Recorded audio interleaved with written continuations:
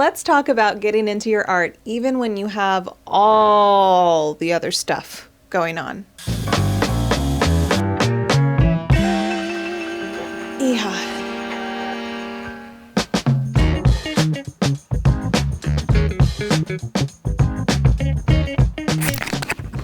Hello. As a hobby artist, maybe you're like me and you struggle to fit in art time when you have to go to work and take care of your home and your fur babies and your plant babies and all the other stuff that piles up. You know, there are things that have to happen, no ifs, ands, or buts. And something that I've grappled with for many years is how do I prioritize art even when I'm in a busy season of my life? Obviously, I love art, but there was a long period of time in my early 20s when I abandoned art almost entirely. Back in grade school, art was so easy. It was built into the curriculum. I filled up my electives with artistic pursuits. But after high school, the real world butts in, and it does it quick and in a hurry. I thought it was like, this is never gonna happen. This is not going to happen. Suddenly, all of your time is money to be spent. And like, the movies frame college as this like super freeing experience that's worry-free and just so much fun, so much frisbee. But in my experience in college, there was this ticking clock that I felt internally, and the knowledge that student debts were racking up. And each class had to be paid for eventually. I didn't want to waste my money or my time, so every credit had to be absolutely optimized. But what basically happened is I stopped doing fine art to focus on my graphic design classes. And then after college, I was focused on building my new career. Years went by like this, and I'm not trying to paint this like devastating picture of my life. It wasn't like I was in a desolate wasteland devoid of all creativity. I'm just saying I rarely made time for art in any meaningful or sustained way.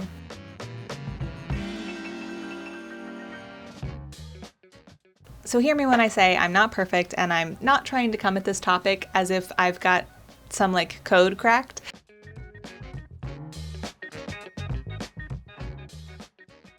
However, I do feel like I've gained a few more tips over the years that have helped me prioritize my art making time, and I want to share them with you.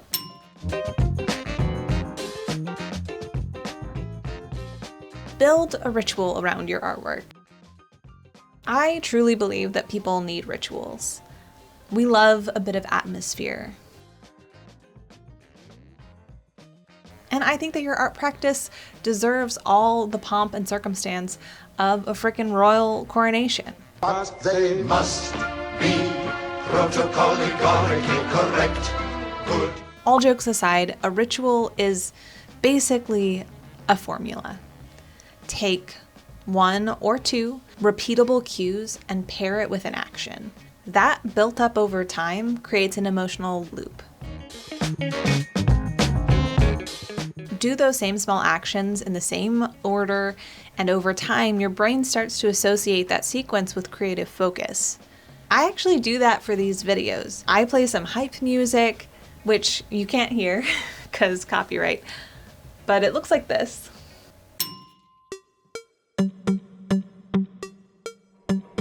Take a hobby break that makes you feel creative in a different way. I often used to take breaks like this. Used to? Yeah, okay. Sure. The phone break is so tempting, and I'm absolutely temptable. I tend to feel better when instead of falling into a shorts hole, I lose track of time watching bugs instead. And I kind of just have to keep reminding myself of that every time my fingers itch to pick up my phone. Gardening is another manifestation of my creativity, and when I'm out in the garden, I get to be creative. So I am officially the worst at vlogging. I brought the camera out so that I could share this garden build, and I forgot to film me breaking down the boxes, so I guess I'll show you what I've done so far. What I'm basically gonna do is just trim all the grass down, like weed whacker it, and then cover it with cardboard, which I believe is called sheet mulching. After I finished sheet mulching, I dug in a layer of stone at the very bottom of the bed and leveled it as best I could. Although I was leveling on soil, so I'm not expecting it to stay perfect for years and years to come, but it'll work for now. And then on top of the layer of cardboard, I added dirt and mulch. Okay, I'm at the pile of mulch and I remembered I wanted to tell you something. So this pile of mulch is on top of a tarp, and the tarp, it's really big. So the other half of the tarp was covering some wood that we purchased last season from a wood guy. Underneath that was a possum, and we found her hanging out. It surprised us, it surprised her. It wasn't maybe a great time for everyone, but it was really cool. I love the idea that my yard is a home to many, many kinds of creatures. And I mean, she can't stay there. She can't live there long term, but still. I hope that she finds another place somewhere in the yard. I get why she liked that spot. It was probably very dry. Yeah, we're gonna need to use that wood, so I'm sorry we had to vacate her. I didn't do a great job filming during the making of that bed. Things went so south for me after I got outside that day. I started having terrible allergies and my nose was running like a faucet and it was just gross. I was gross. I just decided, you know what? I just kind of need to knuckle down and like make the thing and get this done instead of trying to worry about what am I filming, what are my camera angles. Because most of what you would have seen was just me shooting snot rockets into the grass, which was super gross. And I decided I didn't want that as a visual on the internet. And I don't really know why I'm telling you now. I could just keep that to myself. Anyway, maybe I won't put that in the video. Anyway, that was the process. I don't know. I didn't do a great job of sharing it. But I guess this isn't a gardening channel. Look at all my plants!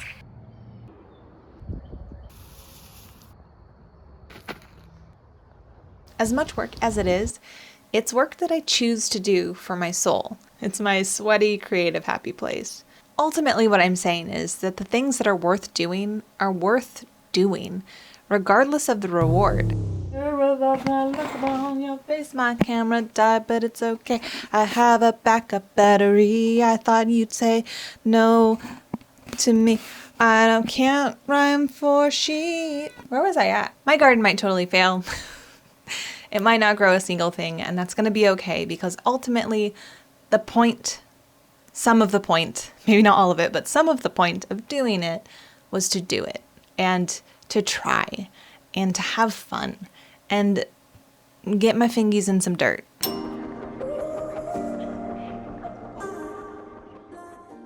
Make uninteresting or ugly art. Art like this is simple, easy, prescriptive even. Today I'm making a bouquet of flowers by using pictures of flowers. This is not edgy, thought-provoking, or frankly terribly interesting. Make uninteresting art because you deserve it. Your art practice deserves it. Uninteresting art is a release from expectation. Whatever masterpiece you're working towards, this ain't it, babe.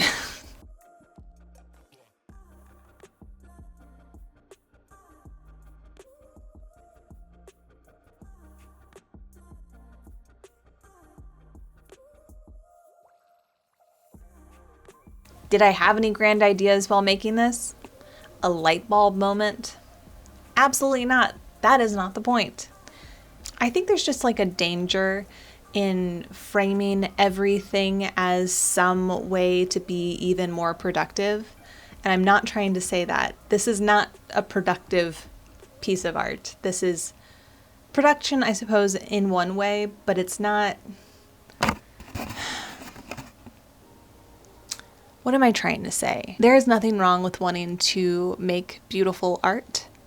There's nothing wrong with wanting to do things that will lead you in that direction.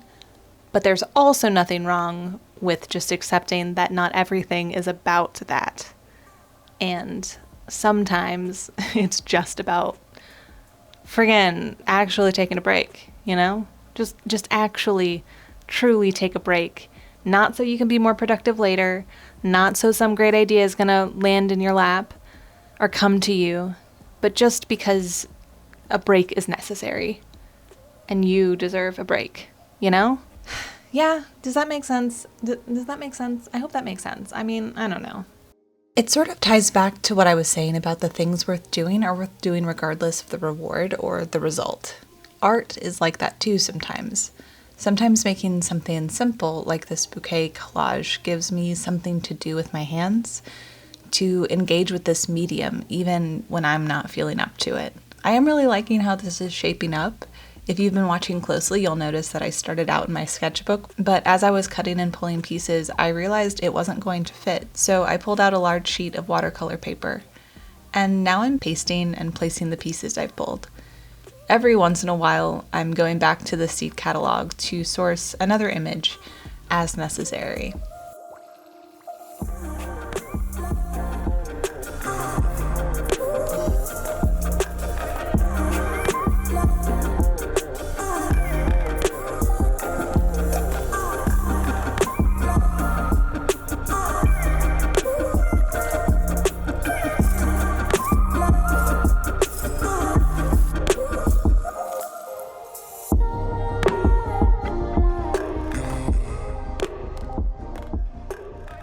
This guy.